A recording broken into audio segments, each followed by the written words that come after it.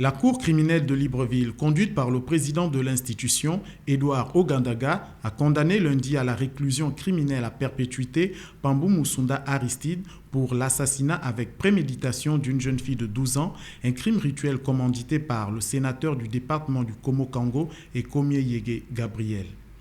Au sortir de cette première audience criminelle, le procureur général est revenu sur les raisons du réquisitoire qui pourrait sembler léger pour les parents de la victime. Je l'ai soulevé dans mon réquisitoire.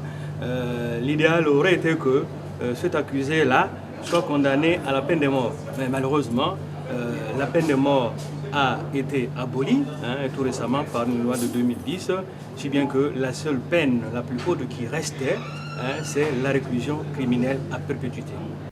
De son côté, l'avocat commis d'office à l'accusé n'a pas caché son amertume, d'autant plus qu'il a plaidé la folie passagère pour son client.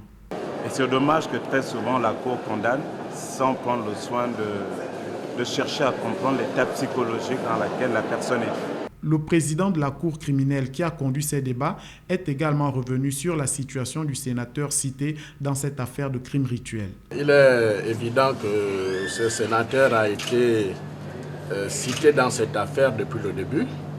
Il avait un mandat parlementaire et c'est ce qui a freiné aussi bien les enquêteurs que le magistrat instructeur. Aujourd'hui que ces faits reviennent de façon fracassante, nous estimons que si d'aventure il est établi qu'il est encore sénateur, nous allons solliciter la levée de son immunité. Et s'il ne l'est plus, les poursuites, comme on l'a dit tout à l'heure, seront engagées à son encontre. Il est temps que les gens cessent de commanditer des crimes crapuleux de cette nature. Rappelons que sur la cinquantaine d'affaires qui seront examinées lors de cette session de la Cour criminelle, de nombreuses autres affaires de ce genre seront jugées, surtout dans le contexte actuel où le chef de l'État, Ali Bongo Ondimba, appelle à l'arrêt immédiat de ces pratiques qui n'honorent personne dans notre pays.